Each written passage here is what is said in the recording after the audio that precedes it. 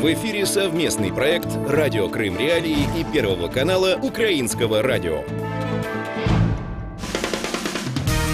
Слушайте ток-шоу «Радио Крым Реалии» на средних волнах на частоте 549 АМ каждый будний день в 8:35 и в 13:10, а также на 105,9 FM круглосуточно. Крымчане имеют право знать. Здравствуй, дорогой Крым! В эфире самое крымское в мире радио Крым Реалии, я его ведущий Сергей Громенко. Слушайте нас на средних волнах АМ на частоте 549 кГц в 8:35 и 13:10 по времени полуострова, в 7:35 и 12:10 по времени материковой части Украины, ну а на 105,9 FM круглосуточно. Крымчане могут бесплатно звонить в эфир по телефону 8 810 06 926, жители материковой Украины 044 490 2905. Поехали! Тема дня. Крымско-татарского активиста объединения «Крымская солидарность» Алимдара Белялова задержали российские силовики в Симферополе. Причина задержания официально – подозрение в угоне автомобиля. Но что на самом деле стало причиной задержания Белялова? Почему общественные организации вновь оказались под ударом? И есть ли возможность защитить себя от репрессий в Крыму? Об этом мы будем говорить в ближайшие 25 минут, но вначале небольшой сюжет от моих коллег. Крым в центре внимания.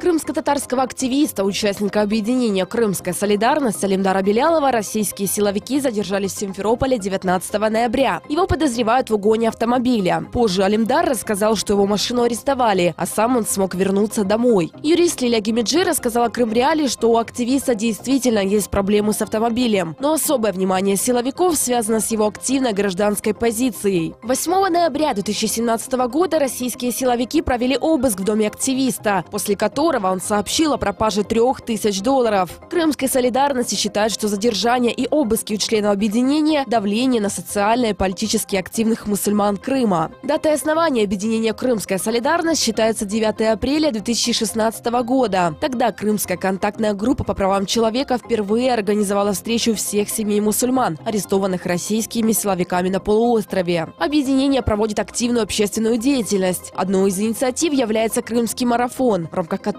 собирают деньги для оплаты штрафов крымчан. Крым в центре внимания. Возвращаемся в студию радио Крым Реалии. Перед эфиром мы направили информационный запрос в российское МВД в Крыму, однако быстрого ответа нам получить не удалось. Возможно, нам ответят письменно в течение недели о причинах задержания, и мы познакомим с ответом наших слушателей. Ну а пока с нами на связи сам герой этой истории Алимдар Белялов, гражданский журналист, участник объединения «Крымская солидарность». Алимдар, здравствуйте. Здравствуйте. Ну, давайте все-таки начнем с самого-самого начала. Расскажите, пожалуйста, в деталях и в подробностях обо всей этой истории, которая с вами приключилась. Как, за что, почему, что говорили, и как вам удалось вырваться из цепких лап российского правосудия? Ну, в первую очередь, хотел бы сказать, что приблизительно год назад я начал активно освещать события, которые происходят в Крыму.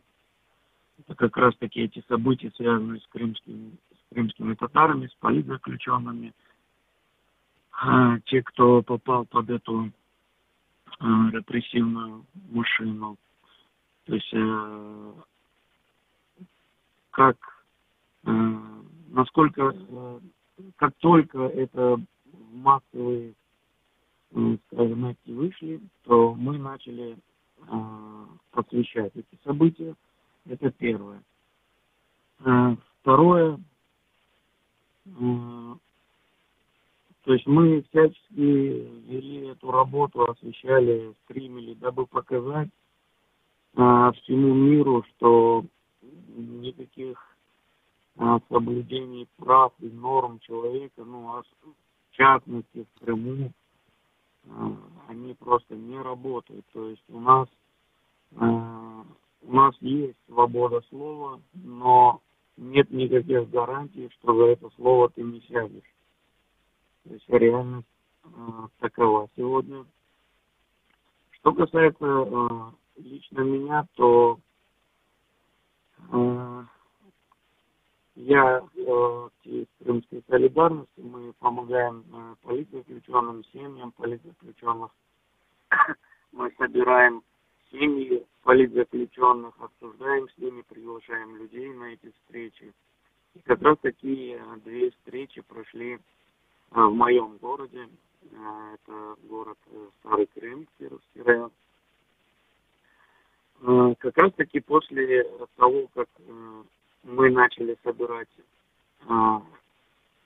семьи политзаключенных, собирать людей, потому что очень много людей интересуется, как эти процессы проходят, что вообще происходит. То есть у людей негодование, очень много непониманий, и почему именно крымские татары попадают под этот репрессивный конвейер.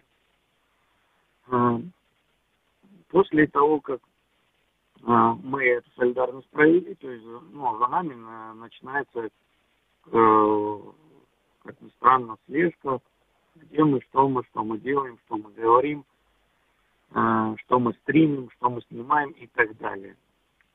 Это такое предисловие. 8 числа у меня был дома обыск, ко мне пришли якобы с осмотром, документов никаких не показали. Дети, жена, все испугались, якобы у меня ищут наркотики, оружие. Понятно, что они ничего не нашли, но свое дело они сделали. То есть в каком плане? В том плане, что прекращая это все делать, этим заниматься, либо ты будешь лишен абсолютно всего того, что у тебя есть.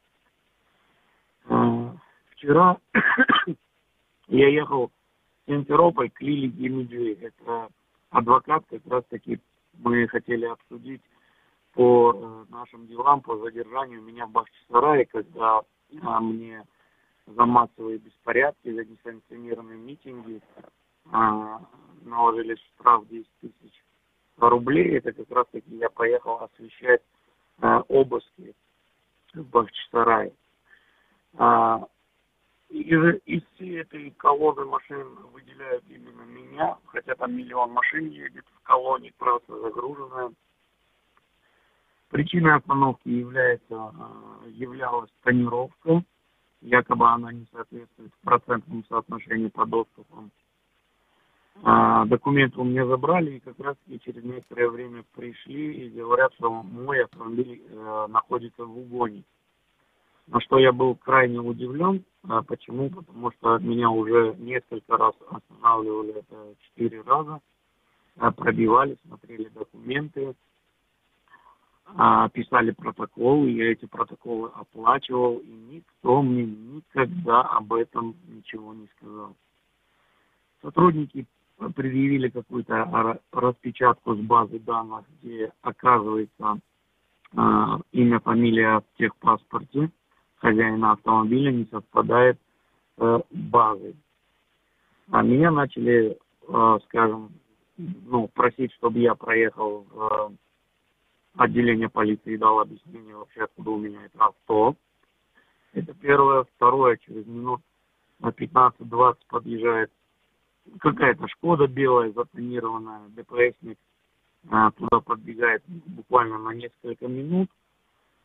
И после чего эта Шкода уезжает, и ДПСник возвращается, и тут начинается такое именно прессинг. То есть в том плане, что поехали, ты обязан, ты должен. На что я сказал, я никому ничего не должен. Пока не приедет сюда мой адвокат, мы с места не сдвинемся. И по приезду Лили Гемиджи, Рустема Камилева, они пообщались с сотрудниками ДПС, после чего они перестали меня просить вообще куда-то ехать. Мы люди верующие, и принципы у нас есть, мы не обманываем, чтобы, это наш принцип. Поэтому то, что с нами происходит, мы расцениваем это как давление и репрессии относительно социально активных, крымских татар. Алимдар, у меня к вам будет еще один уже последний вопрос. После обыска 8 ноября вы заявили, что российские силовики фактически изъяли у вас деньги в сумме около $3000. Делали ли вы какие-нибудь официальные обращения в правоохранительные органы в Крыму в связи с этим? Или вы считаете, что делу это не поможет? Нет, если говорить, что делу это не поможет, то тогда можно, тогда все остальное бесперспективно. Нет, мы подали заявление, на это заявление через 1,5 часа они ответили, приехали, сняли отпечатки, взяли объяснительную, и потом сказали, что через 3-10 дней дадут ответ, но как раз таки через 10 дней они позвонили и сказали, что мы якобы не добрали достаточную часть надлежащих бумаг, дело, ксерокопию паспорта и так далее. То есть идет затягивание в этом процессе тоже. Что ж, понятно. Большое вам спасибо за то, что вы в деталях рассказали о вашей истории. Напомню нашим слушателям, что с нами на связи был Алимдар Белялов, гражданский журналист, участник объединения «Крымская солидарность», которого в какой-то степени прессируют, репрессируют российские силовики в Крыму. Это радио Крым Реалии. Звоните нам по бесплатному номеру телефона 8 800 10 06 926, если вы на полуострове, и 044 490 29 05, если вы на материке, а мы продолжим через несколько секунд. Каждый будний день ведущие радио Крым Реалии информируют крымчан о самых важных событиях на полуострове и в мире. Возвращаемся в студию радио Крым Реалии. С нами на связи Лилия Гимиджи, крымский юрист и еще один участник инцидента с российскими силовиками. Лиля, здравствуйте. Доброе утро. Итак, что касается сначала от частных вопросов, а потом уже к общим. Что касается вот этой вот ситуации с задержанием. Действительно ли российские силовики имели основания остановить машину Белялова якобы из-за неправильной тонировки? Действительно ли там есть какие-то проблемы с техпаспортом? Или это все, простите, высосано из пальца? Ну, на самом деле, сотрудники ГАИ имеют право останавливать машины только в случае явных нарушений, либо если проводится какая-то разработка. На каком основании его остановили, нам не было известно, потому что говорить о том, что тонировку можно увидеть у движущейся машины, которая движется на определенной скорости, я думаю, это очень даже сомнительно. Тем более тонировка касалась только лишь боковых стекол, а не задних. Поэтому сам момент остановки Алимдара Белялова, он очень сомнительный. Более того, что, когда уже остановили, по факту, да, действительно тонировка присутствовала, и это является административным правонарушением. Здесь штраф за это правонарушение предусмотрен в районе, около 500 рублей. Вот, на самом деле это не очень страшный штраф. Они могли вынести ему предупреждение о том, чтобы он прямо там на месте снял тонировку со стекол. Но учитывая то, что за ним уже длительное время ведется слежка, слежка велась еще до момента обыска в его доме, и он постоянно об этом замечал, постоянно фиксировал это на телефон. И в тот день он также зафиксировал белую «Шкоду», которая вела его от исходного пункта по всей дороге, то мы считаем, что это все-таки была намеренная остановка транспортного средства Алимдара Белялова именно для того, чтобы оказать на него давление вот таким способом. Действительно ли представители российского ГИБДД, ГАИ могли потребовать, чтобы он проехал вместе с ними для дачи показаний? Или Алимдар все сделал правильно, оставшись на дороге и дожидаясь вас? Действительно, Алимдар сделал все очень правильно, и никто не мог требовать проехать его для дачи каких-либо объяснений. Объяснения могли быть даны на месте, что Алимдар и сделал в моем присутствии. Мы объяснили, каким образом он передвигается на этой машине, кто является собственником этой машины, и откуда возникли вообще все, скажем так, проблемы с этой машиной. Вот. Поэтому, учитывая практику российских силовиков в том, что они под предлогом отобрания различных объяснений припровождают людей в отделы полиции, а в отделе полиции уже творится, Бог знает что, от снятия отпечатков пальцев и взятия образцов слюны на ДНК, то неизвестно, чем это могло было закончиться. Алимдар говорит, что машину его арестовали. Эту машину вернут Алимдару или она пропадет бесследно? Действительно, машину изъяли под протокол изъятия, как и изъяли документы на это транспортное средство, технический паспорт и паспорт транспортного средства.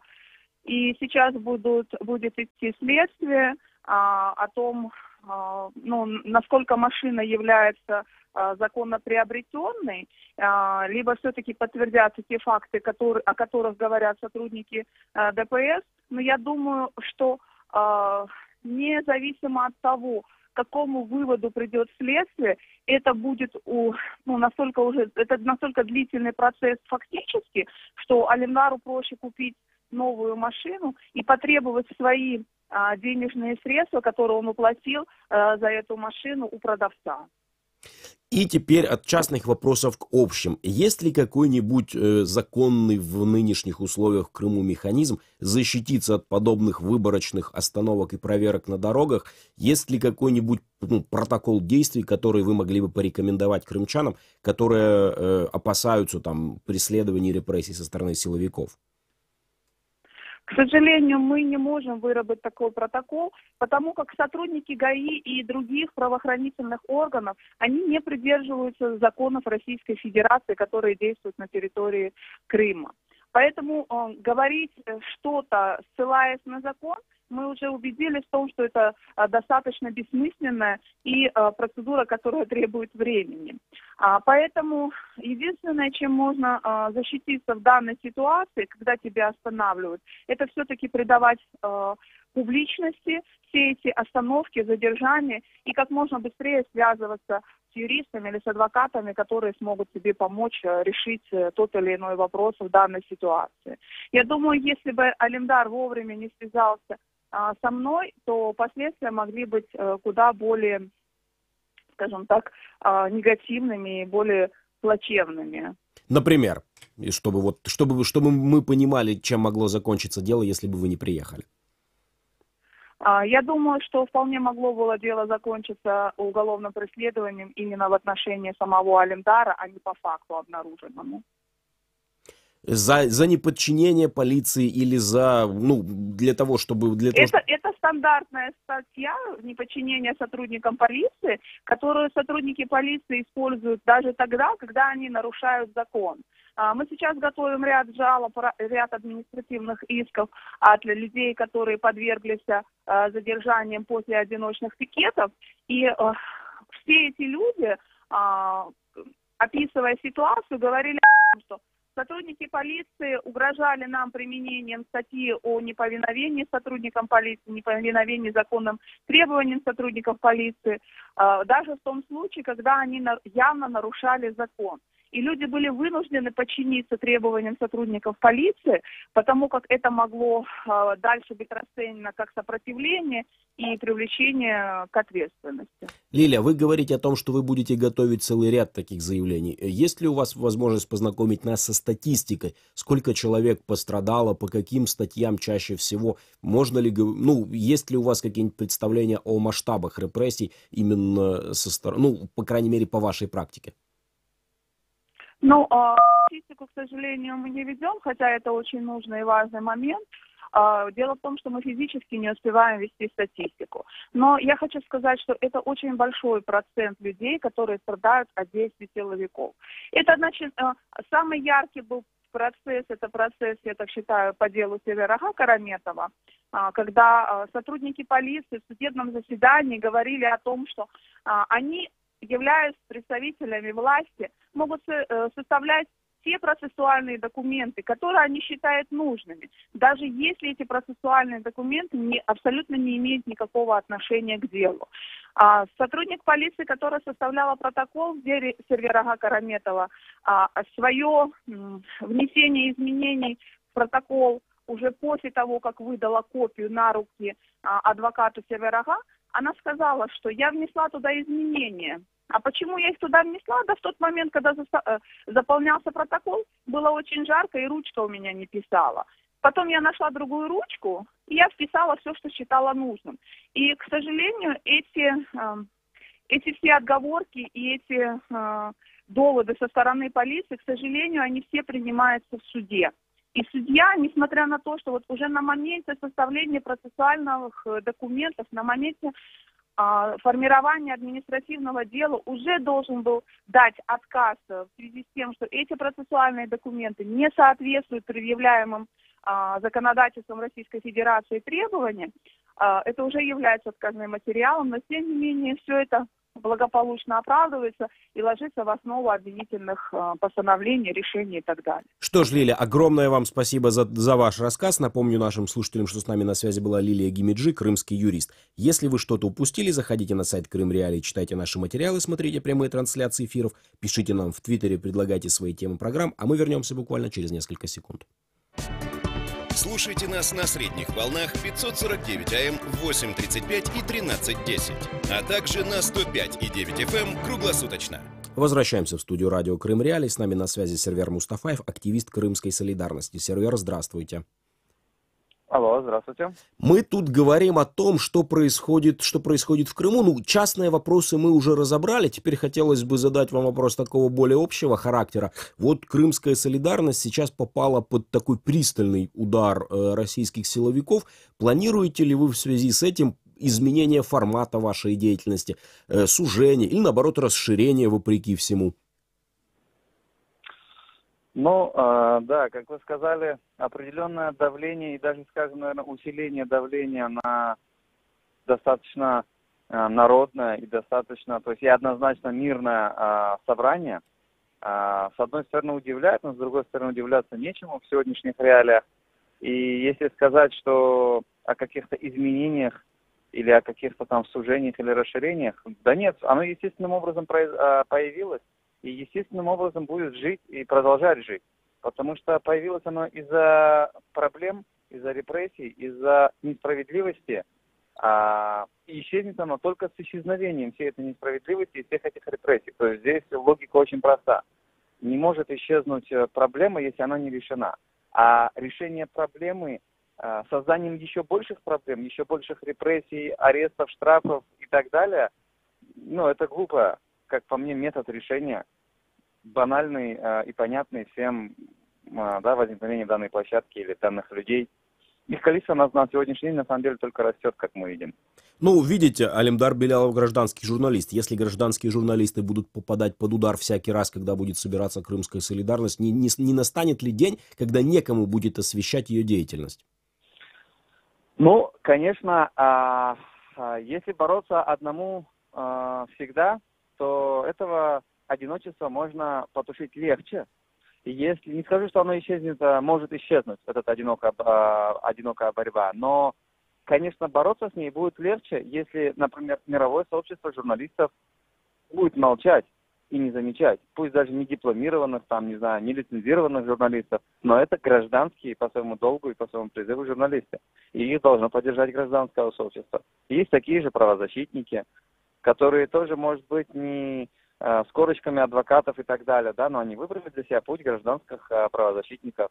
Есть также просто активисты, которые поддерживают семьи, и должны быть другие организации, благотворительные организации, которые также должны быть солидарны со своими коллегами, которые помогают семьям и детям сегодняшних узников.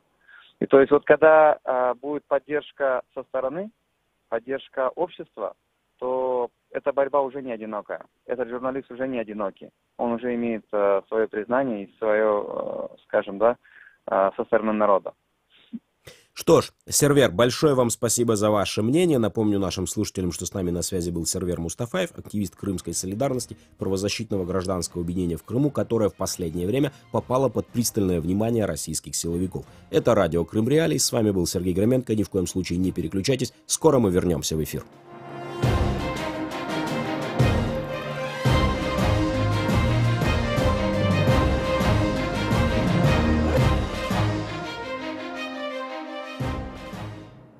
Важные события, спорные заявления, последние новости, горячие темы. Все это в прямом эфире с 8 до 11. В эфире самого крымского в мире радио. Радио Крым Реалии.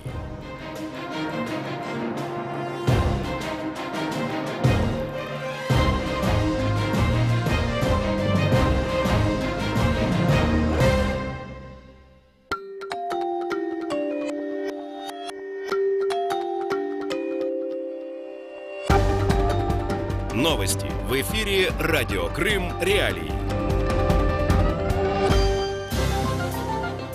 Доброе утро, в студии Андрей Гевков в этом выпуске. Границу между Крымом и Севастополем планируют сделать в следующем году. В Киеве пройдет мероприятие «Крым по венам». Ангела Меркель готова к досрочным выборам. Далее подробно. В подконтрольном Кремлю Департаменте архитектуры и градостроительства Севастополя утверждают, что в 2018 году будет завершена установка так называемой границы с аннексированным Крымом. Об этом ведомство сообщило агентству РИА Крым. В частности, контракт на определение границы между Крымом и Севастополем планируется заключить до конца года. Подконтрольные Кремлю главы Севастополя и Крыма еще в августе 2016 года договорились о создании рабочей группы по, цитирую, согласованию границ между двумя регионами.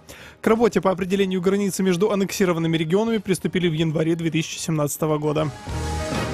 В Киеве 22 ноября в Крымском доме пройдет серия мероприятий «Крым по венам», посвященных крымской тематике. Об этом говорится на странице мероприятия в Фейсбуке. Организаторы события сообщают, что гостей вечера ждут восточные сладости и ароматный кофе.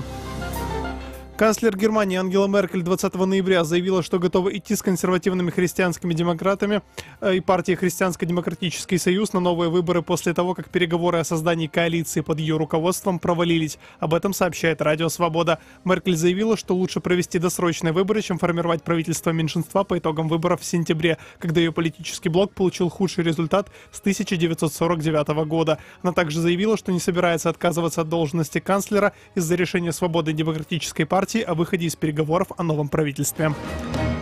В Грузии накануне состоялось открытие детского Евровидения. Об этом сообщает Пятый канал. Комментарии журналистам дала участница от Украины Анастасия Богинская. Я буду співати пісню «Не зупиняй». І зараз в мене прекрасний настрій, тому що я все зробила добре. По данным канала, в Евровидении примут участие 16 конкурсантов. Финал состоится в воскресенье 26 ноября. Подконтрольные Кремлю власти Феодосии отказались возвращать торговые объекты на центральную набережную города, как передает издание «Крыминформ». Об этом 20 ноября сообщили журналистам российский заместитель главы администрации Феодосии Сергей Поляков. По мнению замглавы города, торговые объекты нужно размещать на специально отведенных площадках. В аннексированном Крыму и Севастополе местные власти борются с коммерческими строениями, которые объявили незаконными, в том числе под снос идут магазины, кафе, торговые палатки, рынки и пансионаты. И о погоде. Сейчас в Крыму плюс 1 градус, идет снег, на Чонгаре плюс 4, в Новоалексеевке 3 градуса тепла без осадков. В студии был Андрей Гевко. Оставайтесь на волнах Радио Крым Реалии.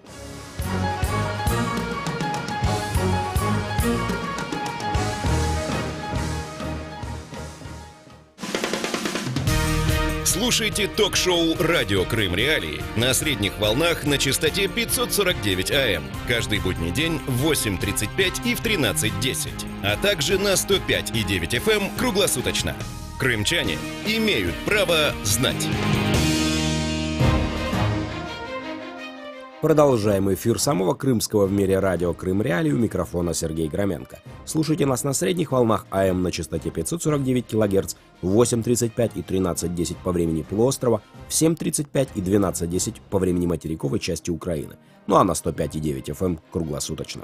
Крымчане могут бесплатно звонить в эфир по телефону 8 800 10 06 926, жители материковой Украины 044 490 2905. Поехали!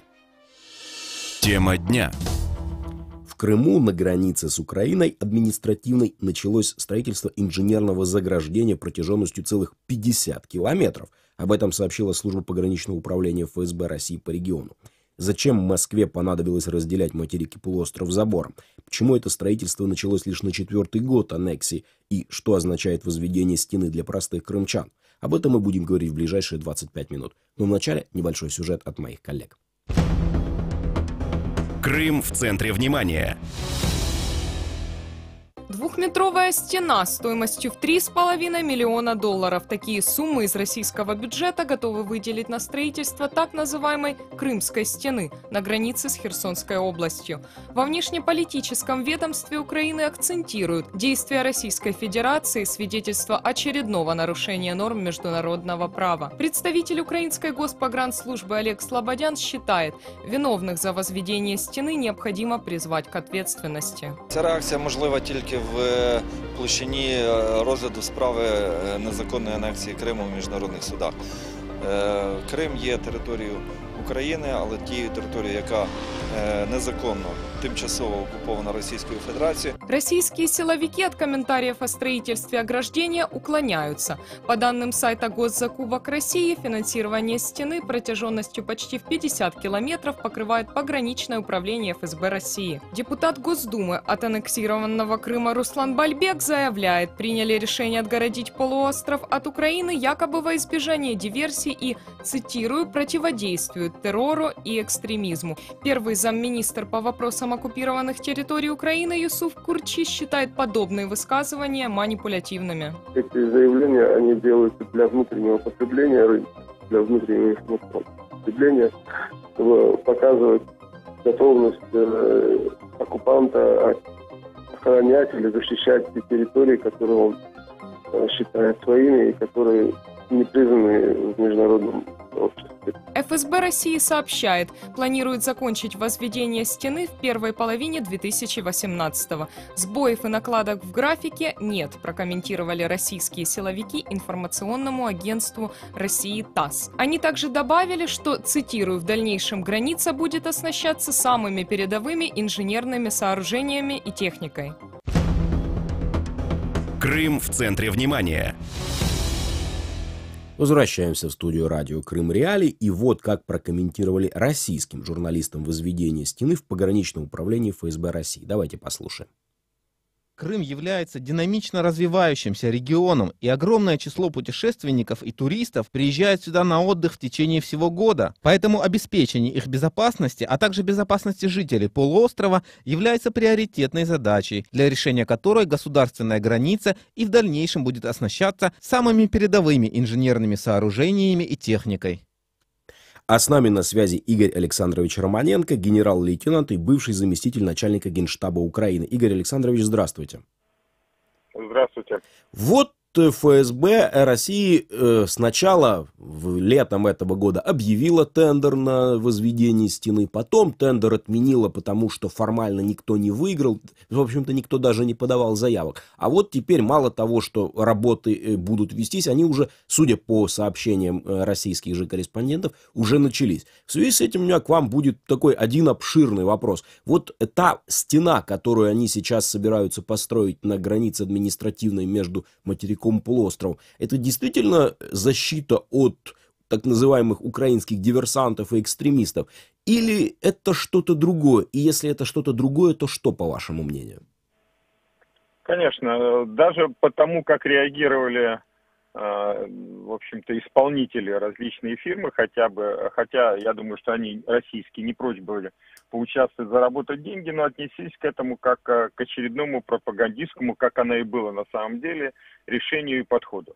То есть решение это политическое, и поскольку с точки зрения там экономической и строительной не решалось, то дальше все, как в России делается, значит, жестким указанием сдвинулись с места, и я думаю, в следующем году, если не случится что-нибудь чрезвычайное, то они все-таки достроят.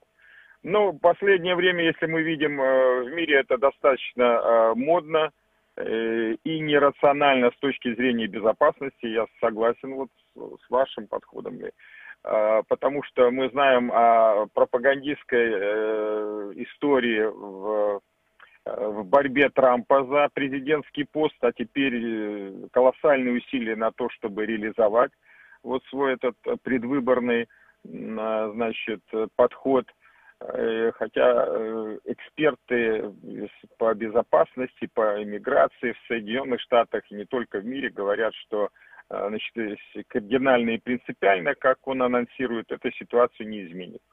К сожалению, в числе вот построителей стен, именно каких, я это подчеркиваю, есть и Украина с известным проектом «Стена», которая во время войны, конечно, была не целесообразна.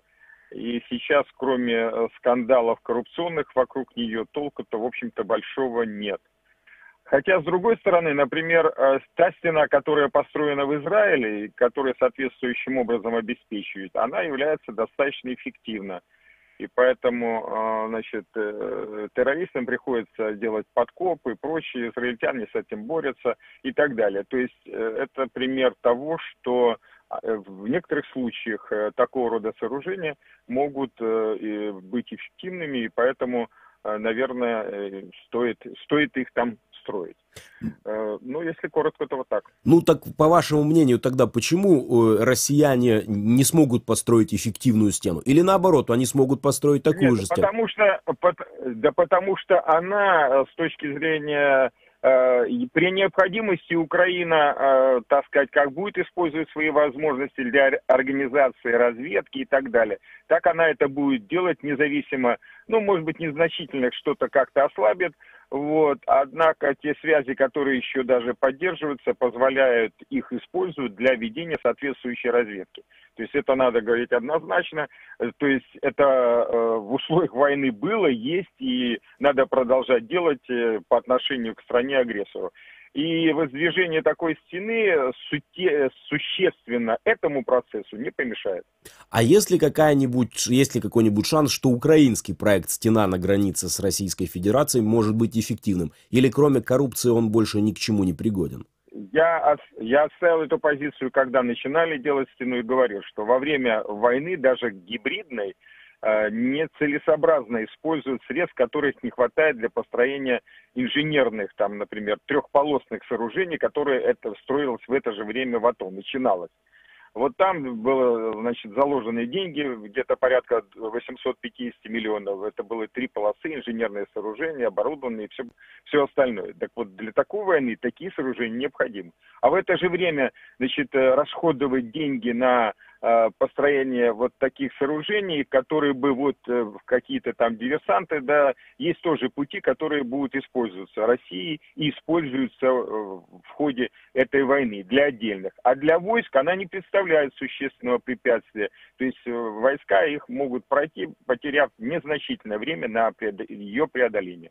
Что ж, большое вам спасибо за ваше мнение. Напомню нашим слушателям, что с нами на связи был Игорь Романенко, генерал-лейтенант и бывший заместитель начальника Генштаба Украины. Это радио Крым Реалии. Звоните нам по бесплатному номеру телефона 8 810 06 926, если вы на полуострове, и 044 490 29 05, если вы на материковой части Украины. А мы продолжим буквально через несколько секунд. Каждый будний день ведущие радио Крым Реалии информируют крымчан о самых важных событиях на полуострове и в мире. Возвращаемся в студию радио Крым Реалии. С нами на связи Олег Слободян, спикер Украинской государственной пограничной службы. Олег Феликсович, здравствуйте. Доброго ранку. Ну, я не могу не начать с самого животрепещущего вопроса. Вот строительство стены на административной границе материка и полуострова, оно уже началось? Или пока ФСБ России только разговаривает, а строительной техники вы еще не видели? Ну, зараз немає ніякої ще активної фази. Власне, зводити будь-які інженерні споруди в період осінньо-зимового сезону то досить таки важко і нераціонально.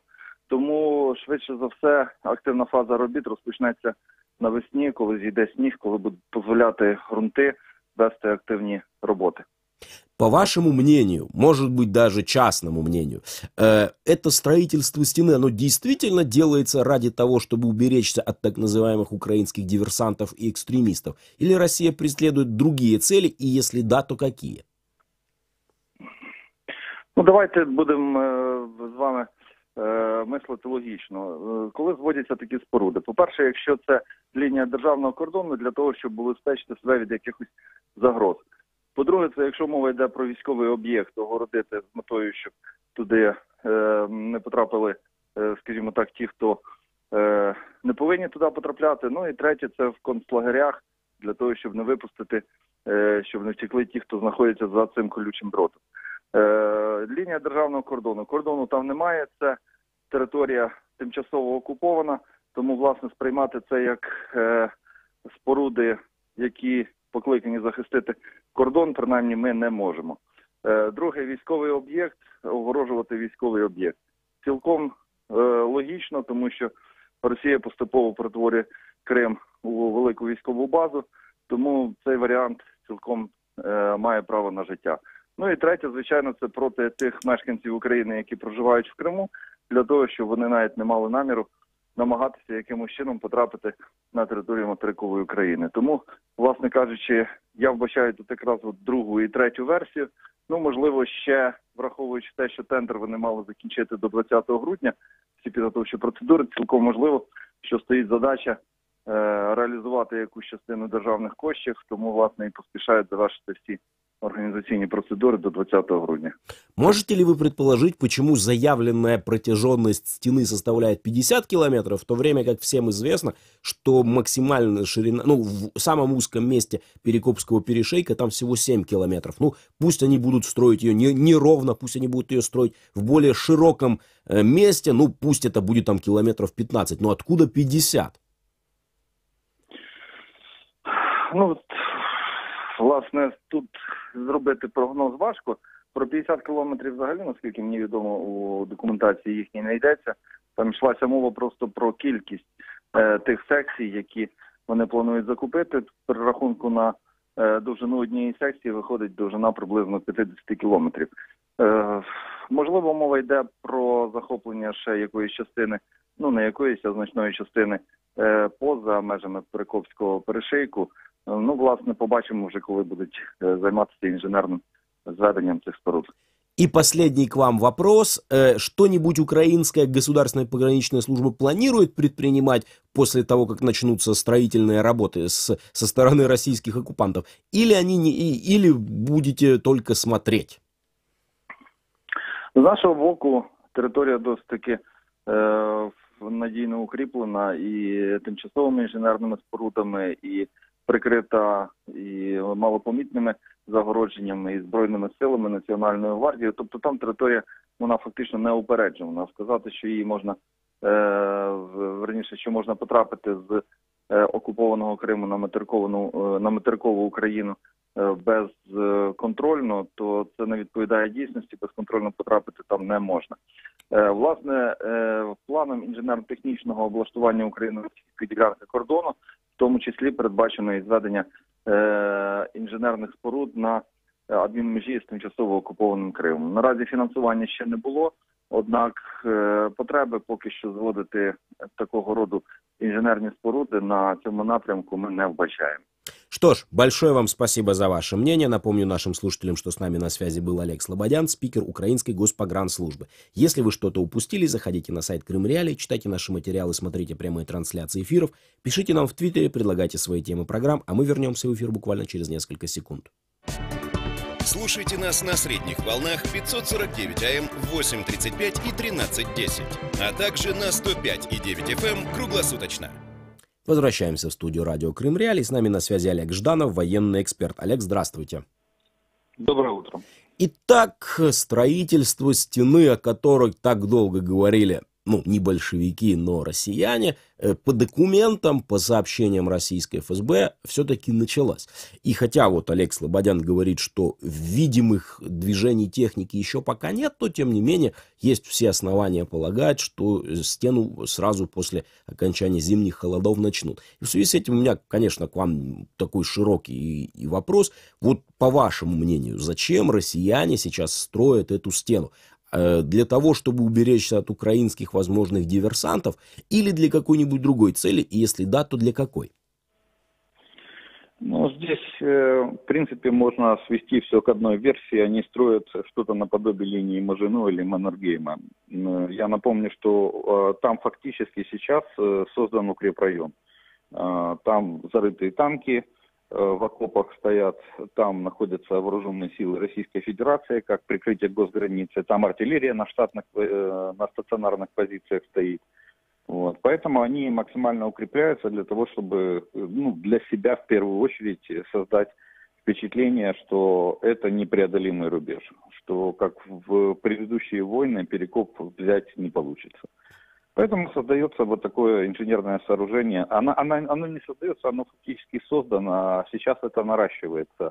Длина секции, то, что вы говорили, я слышал в эфире, что где будет 50 километров.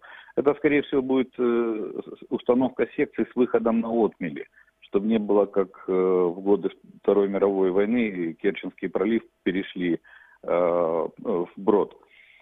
Поэтому и ширина, вполне возможно, на отмелях будут установлены эти специальные секции для того, чтобы воспрепятствовать и такому даже варианту прохода. Но, тем не менее, мы знаем, что линия Мажино не спасла Францию в 1940 году. Ну и Перекоп, несмотря на всю его труднопреодолимость, все-таки брался разными силами в 1918-1920 годах. Может быть, российские эксперты чего-нибудь недопонимают или недоговаривают, и есть какие-нибудь еще варианты? Как вы думаете? Ну, я думаю, что других вариантов, скорее всего, нет. Дело в том, что они строят оборонительные сооружения. То есть они собираются удерживать этот рубеж долго и как бы основательно. Поэтому и наращивают такую обороноспособность этого Перекопа. Поэтому я не вижу. Крым – это военная база. Они не собираются ни при каких обстоятельствах. Я вам скажу даже, что и в случае, допустим, смены Путина у власти, там кандидаты, потенциальные кандидаты в президенты тоже считают Крым российским. Поэтому они основательно, и они даже не рассматривают вопрос его возвращения. Нам придется прилагать титанические усилия в плане давления на Россию, чтобы вернуть Крымский полуостров. Поэтому они укрепляются там и окапываются, и заводят туда, соответственно, другие войска. Сейчас произошла смена, там увеличение огневой мощи тех войск, которые там стоят. По численности они пока не рискуют преодолеть международный договор. По договору там не более 25 тысяч им разрешалось иметь в Крыму войск. Ну, они примерно 22-24 держат. Но они меняют сейчас, допустим, части воздушно-десантных войск, меняют на артиллерию, меняют на ракетные дивизионы. Вот. То есть там создается такой довольно серьезный укрепрайон. Там сейчас восстанавливаются все военные объекты, в том числе там испытательный полигон, который там был авиационный, в том числе и склады, даже для ядерных боеприпасов РТБ они там восстанавливают. Но благо пока не решились туда еще завести ядерное оружие. Поэтому они укрепляют его со всех сторон. Я еще думаю, что будет создано укрепление со стороны моря. А вот по вашему мнению, почему, ну даже там, если мы говорим именно об этой стене, почему только на 4-й год после аннексии россияне за это взялись? Почему нельзя было построить стену там в 1-й год? Стена же из железных решеток, она же не такая дорогая и сложная. Ну, видимо, тут уже можно рассматривать разные версии. И начиная от вопроса финансирования, и начиная от вопроса целесообразности. Дело в том, что те советники, которые при Путине там в Кремле находятся, видимо, они посчитали, что надо дальше наращивать обороноспособность этой границы, надо дальше ее закрывать, и поэтому тех войск, которые там стоят, недостаточно, давайте будем еще строить стену. Следующим этапом, может быть, будет они выроют ров и сделают там широченный канал, типа Панамского. Вот. Поэтому тут фантазию остановить советников или предугадать фантазию советников Путина практически невозможно. Что мы еще с вами там успеем увидеть до тех времен, пока не вернем Крым. Что ж, большое вам спасибо за ваше мнение. Напомню нашим слушателям, что с нами на связи был Олег Жданов, украинский военный эксперт. Это радио Крым Реалии. Звоните нам по бесплатному номеру телефона 8 800 10 06 926, если вы на полуострове, и 044 490 2905, если вы на материке, а мы продолжим буквально через несколько секунд. Важные события, спорные заявления, последние новости, горячие темы. Все это в прямом эфире с 8 до 11. В эфире самого крымского в мире радио. Радио Крым Реалии. Возвращаемся в студию радио Крым Реалии. С нами на связи Дмитрий Солоников, российский политолог, директор Института современного государственного развития в России. Дмитрий, здравствуйте. Добрый день. Добрый день. Итак, в начале, даже так, в конце лета 2017 года ФСБ России объявила тендер на строительство так называемой стены или инженерного заграждения на Перекопе. Потом тендер фактически провалился, потому что ни одна фирма не рискнула ввязываться в это строительство. Потом проходит несколько месяцев, и вот буквально на днях мы получаем извещение о том, что российское ФСБ все-таки будет строить это инженерное сооружение, и в первой половине 2018 года оно его построит. Вот, по вашему мнению, пришел какой-нибудь приказ сверху, или тендер как-то был обойден, или есть какой-то секретный победитель, о котором мы ничего не знаем? Почему к этому вопросу вообще вернулись? Ну, обустройство границы – это стандартная процедура, которая, в общем, производится на всей протяженности границы Российской Федерации. Можно посмотреть, как организованы переходы, как организовано вокруг этих переходов границ, предположим, между Россией и Финляндией. Так что ничего нового здесь нет. Нужно обустроить границу, значит, организуется тендер по закону о госзакупках на поставку товаров и услуг. Дальше определяется победитель. Если конкурс не состоялся, тогда победитель определяется, опять же, в соответствии с этим законом, у единственного заказчика, у единственного источника, который может быть получен в результате такой организации конкурсных процедур. Кто конкретно победил здесь, в общем, не объявлено, но вполне вероятно, что единственный источник, который может принять участие в данных работах, был определен в соответствии с законом. В общем, дальше ничего сложного в этом нет.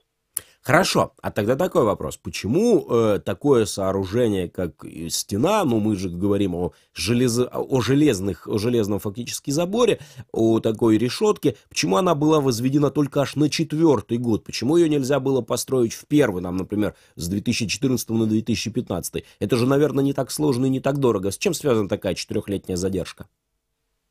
Нет, конечно, это сложно и относительно дорого, потому что нужно создавать проект, нужно делать геологическую привязку к местности. Проект создается явно совершенно не в течение 1 месяца. Может быть, на 1 год можно было раньше, может быть, на 1 год можно было позже. В принципе, 3 года это вполне нормальный срок для того, чтобы такие работы сначала поставить бюджетный план, просто создание проекта, его нужно внести в бюджет, дальше работу провести, принять, потом объявить тендер. В общем, вполне попадают в срок. Смотрите, Дмитрий, по официальным заявлениям, которые звучали из уст представителей Федеральной службы безопасности и отдельных политиков, строительство этой стены связано главным образом с угрозой украинских диверсантов и, цитирую Руслана Бальбека, террористов и экстремистов. По вашему мнению, действительно ли строительство этой стены на границе между Крымом и Украиной связано с угрозой с украинской стороны? Или есть какие-нибудь другие внутреннероссийские причины? И если да, то какие? Нет, внутрироссийских причин, конечно, никаких нет. С Украины раздаются периодически полусумасшедшие заявления о необходимости организации терактов, что в Крыму, что на территории самой России. Выступают по этому поводу депутаты Верховной Рады, выступают представители вооруженных формирований, действующих на территории России, ФСБ, структура, которая призвана бороться с подобными террористами, с подобной террористической угрозой, исходящей от кого угодно, что от украинских представителей, что от представителей ИГИЛ, неважно от кого. В данной ситуации они выполняют свою функцию. Ничего, опять же, нового, ничего оригинального они не придумали. На что они слышат, на это они реагируют. И последний к вам вопрос. По вашей экспертной оценке, действительно ли успеют управиться до начала до первой половины 2018 года или просрочат? Да нет, пока все сроки, которые ставятся перед подобными работами, выполняются не больше 50 километров. Я думаю, что так же, как построили обходную дорогу железную в обход украинской территории, так же, как строят Крымский мост, точно так же и здесь построят. Ничего сверхъестественного, никакой сверхъестественной задачи здесь решать не надо. Еще раз, инженерные сооружения на границе Российской Федерации строят часто и много, они есть в других местах, тут никакого открытия Америки нет, так что построят, конечно.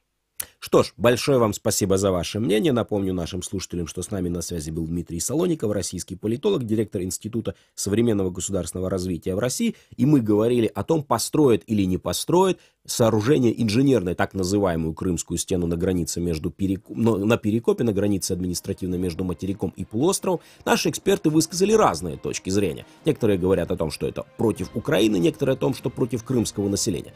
Как говорится, поживем, увидим. Это радио Крым Реалии, с вами Сергей Громенко. Ни в коем случае не переключайтесь, мы в эфир вернемся уже очень скоро.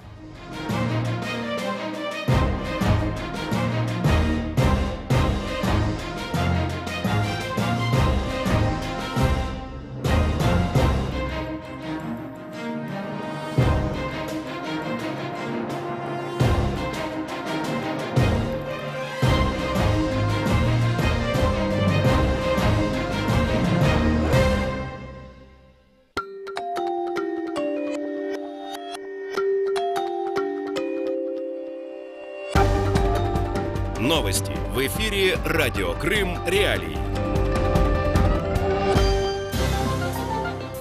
Доброе утро, в студии Андрей Гевков в этом выпуске. Договариваться в Чехии нужно не с Земаном, эксперт. Россия планирует разрешить биткоины в аннексированном Крыму. США готовит санкции против Северной Кореи. Далее подробно. Президент Чехии Милош Земан не стоит дипломатических усилий Украины по проблеме аннексированного Крыма, в отличие от потенциального премьер-министра страны Андрея Бабиша. Об этом рассказал в эфире радио Крым Реалии эксперт-международник Украинского центра анализа и менеджмента политика Владимир Воля. Позиция правительства, в том числе во главе с Андреем Бабишем, может быть отличной от позиции Милоша Земана. Тем более, если украинская сторона приложит усилия для того, чтобы подкорректировать позицию, изложить свое видение, убедить в своей правоте как раз Андрея Бабиша. Президент Чехии Милош Земан 20 ноября начинает 4-дневный визит в Россию. В Сочи он планирует провести переговоры с президентом России Владимиром Путиным. Замминистра финансов России Алексей Моисеев допустил возможность использования биткоина для привлечения финансирования в проекты в аннексированном Крыму в рамках ISO. Об этом сообщает российское информационное агентство ТАСС. Алексей Моисеев предлагает легализировать на территории Крыма оплату товаров и услуг криптовалютой в июле этого года.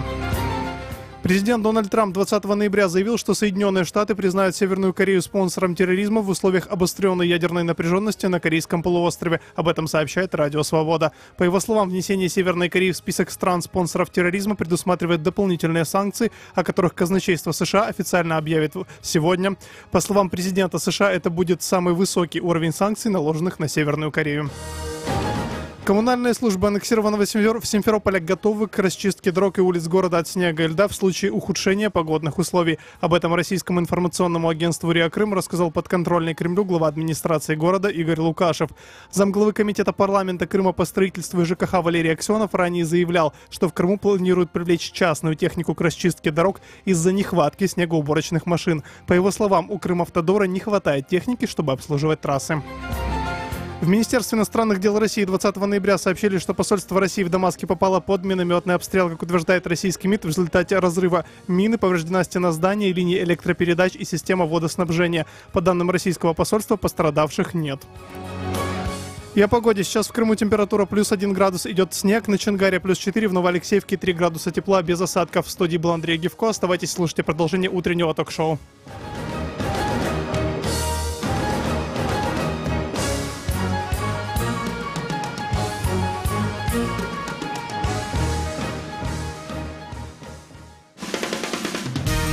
Слушайте ток-шоу «Радио Крым Реалии» на средних волнах на частоте 549 АМ. Каждый будний день в 8:35 и в 13:10. А также на 105,9 FM круглосуточно. Крымчане имеют право знать. Продолжаем эфир самого крымского в мире радио Крым Реалии. У микрофона, несмотря ни на что, остается Сергей Громенко. Слушайте нас на средних волнах АМ на частоте 549 кГц в 8:35 и 13:10 по времени полуострова, в 7:35 и 12:10 по времени материковой части Украины. Ну а на 105,9 FM круглосуточно. Крымчане могут бесплатно звонить в эфир по телефону 8 800 10 06 926, жители материковой Украины 044 490 2905. Поехали! Тема дня. 26 октября 2017 года журнал «Экономист» вышел с обложкой, изображающей Владимира Путина в образе российского императора XIX века и с заголовком «Царь родился». Почти ровно за год до этого Путин присутствовал на открытии в Москве памятника Владимиру Великому, а 18 ноября уже этого года лично открывал памятник императору Александру III в Ливадии. Почему российский президент Владимир Путин уделяет так много внимания монархам прошлого? Считает ли Путин себя наследником царей и какое место аннексированный Крым занимает в путинской модели прошлого? Об этом мы будем говорить в ближайшие 25 минут, но вначале небольшой сюжет от моих коллег. Крым в центре внимания. После аннексии полуострова российские власти Крыма начали активно воздвигать памятники российским царям и советским деятелям. За последние 3 года установили более 15 монументов, среди которых памятник советскому актеру Михаилу Пуговкину, бюсты космонавта Юрия Гагарина и советского ученого-конструктора Сергея Королева. Успели увековечить в Крыму и Сталина. Мемориальную доску разместили на фасаде здания Крымского комитета Коммунистической партии России. На открытие также пришли жители Симферополя, которые оказались не согласны с размещением памятного знака советскому вождю. Они скандировали «Позор» и «Сталин – палач». Условно виснувшую тенью, лицо не запретенено. Такое слово на мгновение возьми нашу войну. Совет, показ, упрек тяжелый, неодобрение горький тон. В августе 2016 года в Симферопольском центральном парке культуры открыли памятник российской царице Екатерине II. На его изготовление потратили более 45 миллионов рублей. Согласно старой версии монумента 1890 года, у подножия памятника располагались деятели Екатерининской эпохи: князья Григорий Потемкин и Василий Долгорукий, полководец Александр Суворов, а также посланник России в Турции Яков Булгаков. В новой версии монумента всех деятелей вокруг Екатерины также восстановили. На постаменте виднеется надпись «Памятник возрожден в честь воссоединения Крыма с Россией в 2014 году». С этой даты в Крыму установили несколько памятников, восславляющих российскую аннексию полуострова. Среди них скульптуры зеленых человечков в Бахчисарае и Симферополе, монумент под названием «Наш дом Россия» и памятник народному ополчению всех времен. Ливадийский дворец в Ялте побил рекорды по установленным на своей территории монументам. В мае 2015 года у входа во дворец разместили бюст российского царя Николая II. Также на территории паркового комплекса можно найти сидящих бок о бок Сталина, Рузвельта и Черчилля. Памятник установили в феврале 2015 года к 70-летию встречи лидеров стран антигитлеровской коалиции. Создал его скульптор Зураб Церетели еще в 2005 году, а в ноябре 2014 памятник передали в Крым из российского Волгограда. Один из последних монументов, появившихся на территории дворца, стал 4-метровый памятник российскому императору Александру III, на открытие которого приехал президент России Владимир Путин. Крым в центре внимания. Возвращаемся в студию радио Крым Реалии. Наш гость сегодня Андрей Иванец, кандидат исторических наук, координатор Таврической гуманитарной платформы. Андрей, здравствуйте. Доброе утро. Минувшие выходные, как мы уже знаем, российский президент Владимир Путин открыл памятник российскому царю Александру III, заявив, цитирую, что он был выдающимся деятелем и патриотом, человеком сильного характера, мужественной, несгибаемой воли, который всегда глубоко чувствовал огромную личную ответственность за судьбу страны, сражался за Россию на ратном поле. Вот давайте послушаем фрагмент выступления российского президента. Мнение. Царю-миротворцу, императору всероссийскому Александру III. Сегодня здесь, в Крыму, в знаменитом Ливадийском дворце, мы открываем памятник императору Александру III, выдающемуся государственному деятелю и патриоту. При Александре III началось и качественное перевооружение армии. Были реализованы масштабные кораблестроительные проекты, в том числе для Черноморского флота. При этом он считал, что сильное, суверенное, самостоятельное государство должно опираться не только на экономическую и военную мощь, но и на традиции, что великому народу важно сохранять самобытность.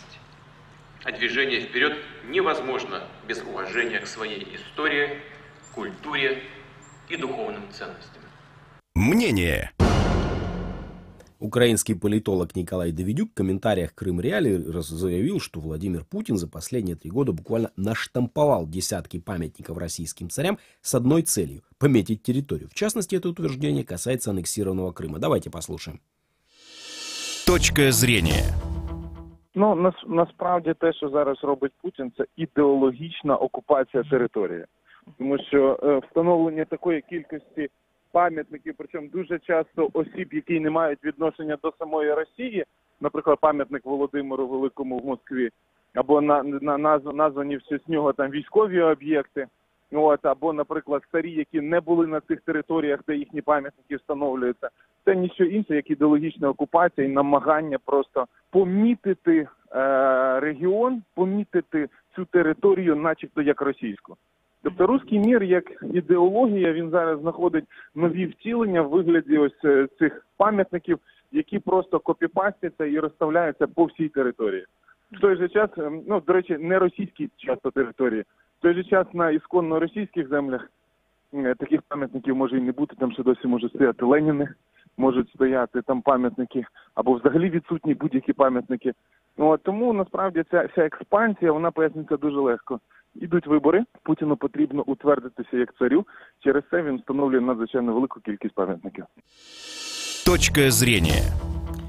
Итак, Андрей, вот что вы можете сказать по поводу всего вот этого вот происходящего. Действительно ли там император Александр III настолько выдающаяся личность и любимец Владимира Путина, что без памятника ему вообще никак было не обойтись? И действительно ли Путин там всю Россию и окружающие ее территории просто утыкал памятниками, которые, может быть, даже не имеют отношения? Ну, я согласен с предыдущим выступающим. Очевидно абсолютно, что это попытка пометить территории вновь оккупированные, на которых нет юридического права полноценного международного, и поэтому предпринимаются разного рода идеологические мероприятия, и в частности вот такая массовая расстановка памятников, незаконная расстановка, да, потому что мы прекрасно знаем порядок установки памятников на территории Украины государственным деятелям. Существует специальная процедура, это не местные власти решают, а в сотрудничестве с центральными властями. Конечно, все, что установлено за последние 3 года в Крыму, установлено без разрешения, соответственно, все эти памятники нелегальны, незаконно установлены на территории, временно оккупированной территории Крыма. Относительно Александра III. Тут тоже достаточно прозрачная ситуация. Дело совершенно не в выборах, потому что в России выборы — это формальная процедура, такой плебисцитарный вариант подтверждения власти вождя, который персоналистского режима Владимира Путина, которое существует уже почти 20 лет. Поэтому дело именно в утверждении того политического режима, который Путин вводит на территории собственной страны, да, и который хочет укрепить. И он, соответственно, выбирает такие фигуры, которые вписываются в его понимание вот той имперской идеи, которой он руководствуется. Это памятники, если мы заметим, мы, кстати, сегодня многих не назвали, которые памятники появились в Крыму, и не назвали многие знаковые памятники, которые стали появляться в России в последнее время монархам, например, Ивану Грозному, да, то есть даже российские цари постыдились ставить памятники всему персонажу, например, памятник тысячелетию России в Новгороде, там нет Грозного. И понятно почему, да, то есть человек параноик, человек, который уничтожил огромное количество людей, убил митрополита Филиппа, который признанный святым церковью и так далее. Но сейчас даже вот такие одиозные персонажи, они востребованы. Но более востребованы вот такие фигуры, как в путинском понимании, как Николай I, как Александр III. Известно, что в кабинете у Путина висит портрет Николая I. И теперь вот такой акцент на Александра III. Почему? Потому что это монархи-самодержцы, такого типа охранителей. Да, это те, кто замораживал систему, кто замораживал государственный строй в России. Путину это импонирует, да, это его сегодняшняя задача. Он чувствует, что ситуация для него ухудшается. Да, он, безусловно, пока контролирует ситуацию внутри страны, но то, что происходит с его режимом, очень высокие риски. И очень высокие риски, которые, в частности, могут вылиться в политические осложнения, в социальное осложнение, то, что было белоленточное движение и так далее. И поэтому вот это охранительное направление ему очень близко и понятно. Также Николай Давидюк уверен, что Владимиру Путину нравится отождествлять себя лично с выдающимися историческими фигурами, например, императорами, и на этом играет ближайшее окружение президента России. Но давайте послушаем, что он говорит. Точка зрения. Дуже цікава річ склалася, тому що Путін дійсно себе бачить як такого нового Сталіна, величає Сталін 2.0, типу сучасніший, але з таким же характером, таким же підходами. От, і йому це подобається. Але насправді він більше схожий на Олександра, який розвалив Росію, царську Росію, або, наприклад, на Горбачова, який розвалив Радянський Союз. Це швидше його типаж. Але в його хоробливій уяві він дійсно себе бачить таким великим імператором. От, і, до речі, століття жовтневої революції, яке відзначалося, воно знаменувалося в медіа відбілюванням іміджу і образу, наприклад, Леніна. Якщо, наприклад, замінити слово Ленін на слово Путін, то це йде відмивання образу Путіна, що він був змушений вбивати, значить, революція не робиться в білих рукавичках, от, вимушені жертви. Тобто, насправді, це ж все була розмова про Путіна. Ну, а те, що він себе уособлює і ототожнює з якимись історичними персонажами, це факт.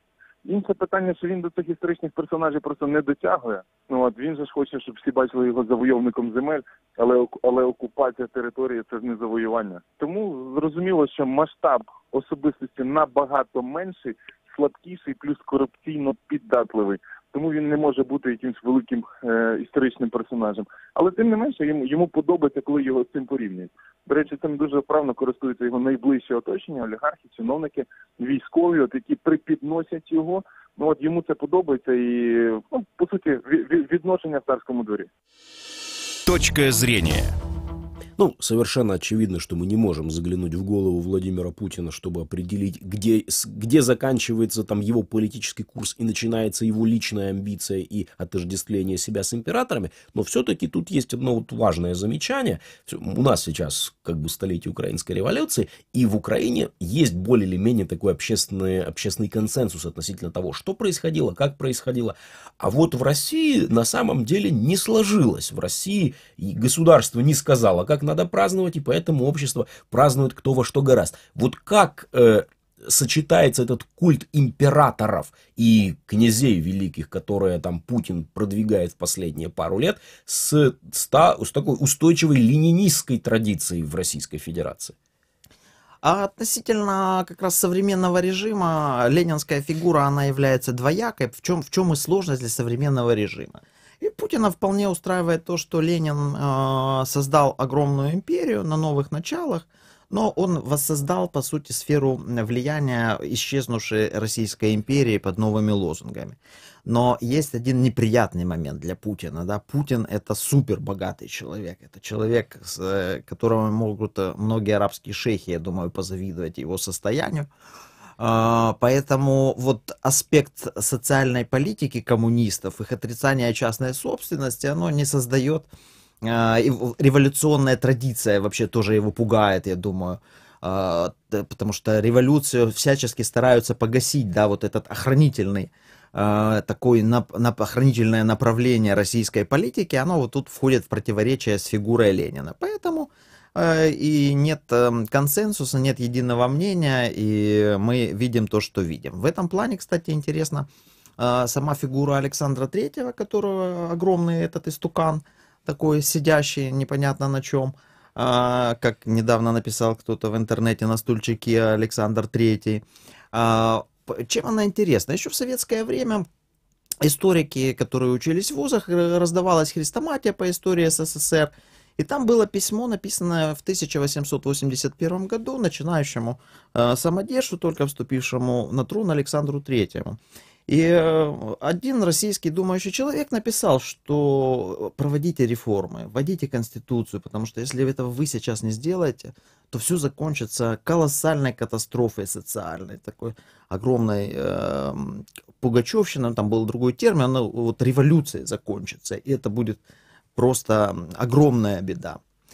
То есть сигнал был послан Александру Третьему, и это было, естественно, не одно письмо, и сама ситуация, она показывала, что тогдашняя Российская империя, она стояла на развилке. Либо продолжить период реформ, какие бы они ни были половинчатые при Александре II, они все-таки реформы проводились. Либо начинать проводить контрреформы и ситуацию замораживать. И вот, к сожалению, вот то предупреждение, которое в частности было в этом письме Александру Третьему, оно не было услышано, и совершенно по другому пути пошел Александр Третий.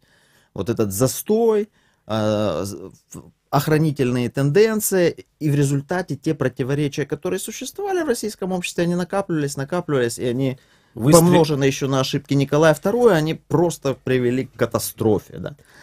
С нами на связи Максим Горюнов, российский философ и публицист. Максим, здравствуйте. Здравствуйте. Журнал «Экономист» вот прямо взял и назвал российского президента Владимира Путина царем и изобразил его на обложке в соответствующем виде, а потом буквально не проходит и месяца, как российский президент приезжает в Крым для того, чтобы лично открыть памятник императору Александру Третьему. Вот действительно ли Путин вводит личным примером какой-то культ императора в России? И есть ли здесь какой-то такой вот... Есть какая-то отсылка к самодержавию, возможно, там, к будущему? Или, ну, вот, по вашему мнению, с чем вот это вот все императорофилия связана? Я думаю, она связана не с Владимиром Владимировичем Путиным, а она связана с самими россиянами. Россияне сами хотят императора, сами хотят имперскую Россию. Знаете, когда Крым был только взят, вот, писатель Эдуард Лимонов написал большой текст о том, что вот он посмотрел на Путина, какой-то из встреч, и вот после взятия Крыма, и увидел, что император вернулся.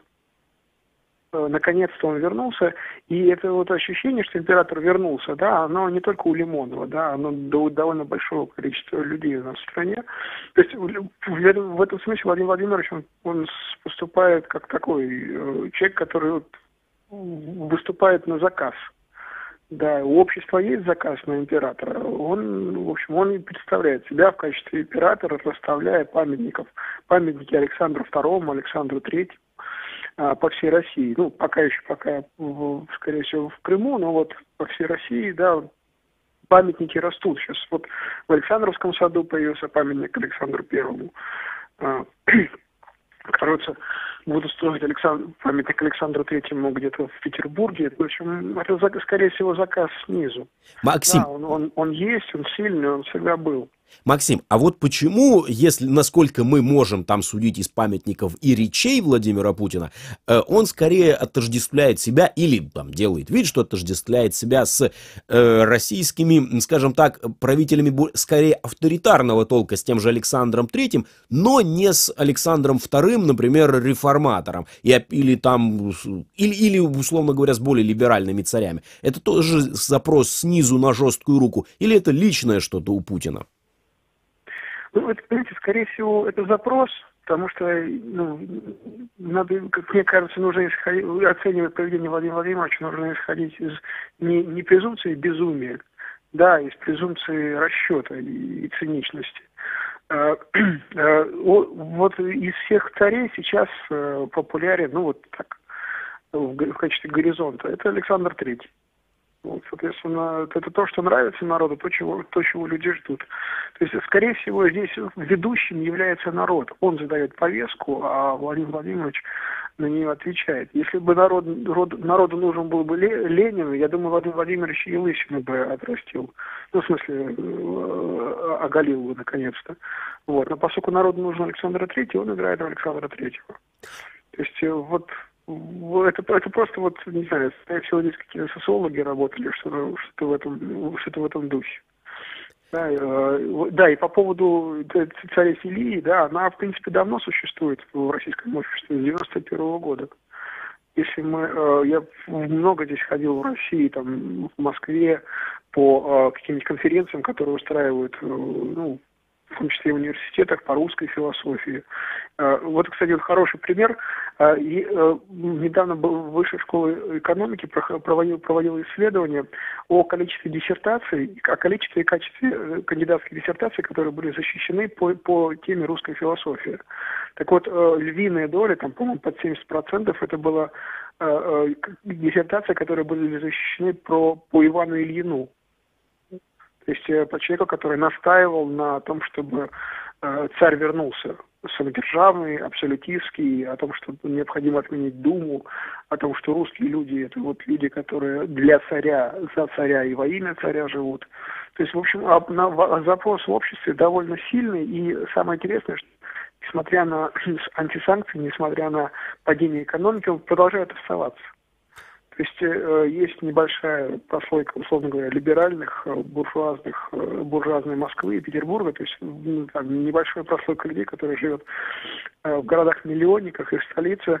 Как правило, они уже живут одной ногой за рубежом, они недовольны. Но, в общем, для людей это вполне себе, как кажется, ну, мы не видим никакой уличной активности. Это вполне себе приемлемо, это то, чего они ждали, и наконец-то оно случилось. И, в общем, можно сказать, что если бы не антисанкции и не падение экономики, в общем-то, россияне были бы счастливы.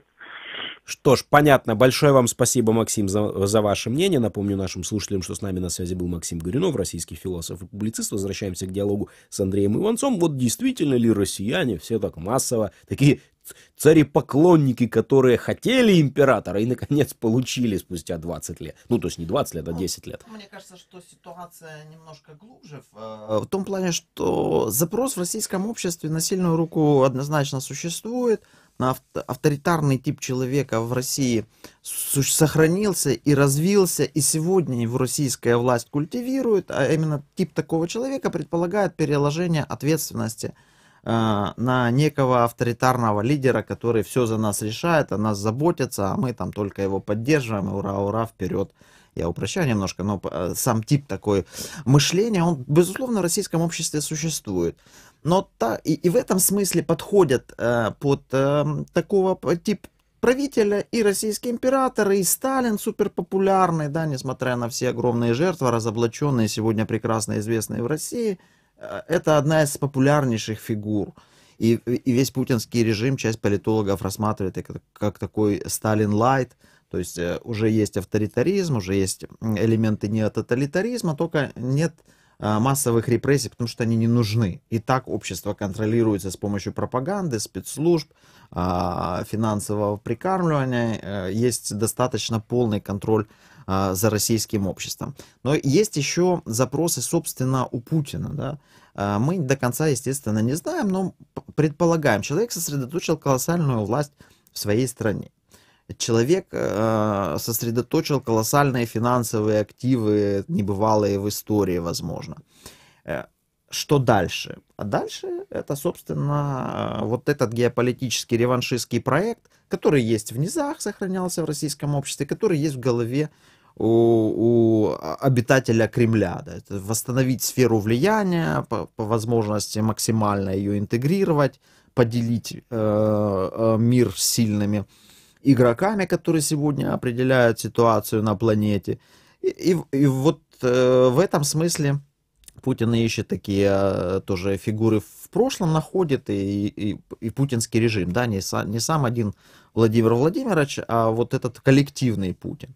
Поэтому и вытягиваются самые одиозные личности из истории, такие как Сталин, такие как Иван Грозный, и менее одиозные, но которые работают в этом же направлении. Вот почему, возвращаясь к последним событиям на временно оккупированных территориях Крыма, почему интересна фигура Александра Третьего, вот то предупреждение, которому он не внял и которое привело к катастрофе, ведь сегодня в России точно так же действует путинский режим. Зачищено поле политической конкуренции, уничтожен зачатки независимого суда, уничтожен парламентаризм. Вот эта концентрация власти, которая произошла, она не имеет, скорее всего, какого-то демократического выхода из этого тупика. То есть впереди при жизни Владимира Владимировича, после его смерти, он не молодой человек, Россию вполне возможно ожидает некая социально-политическая катастрофа, потому что выйти из этого создавшегося ситуации. Вот Александр III дожил и умер, да, кстати, в Крыму умер, был больной, еще подстудился и умер, да.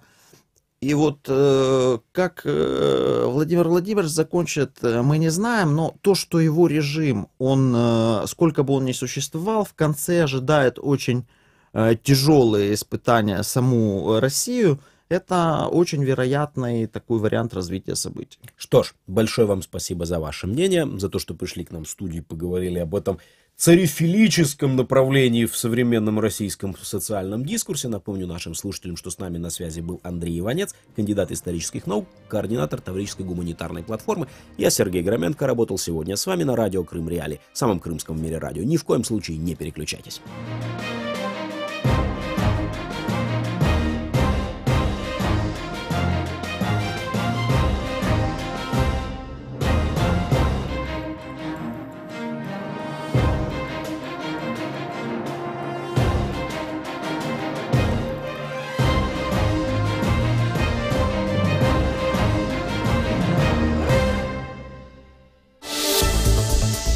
Новини Радіо Свобода.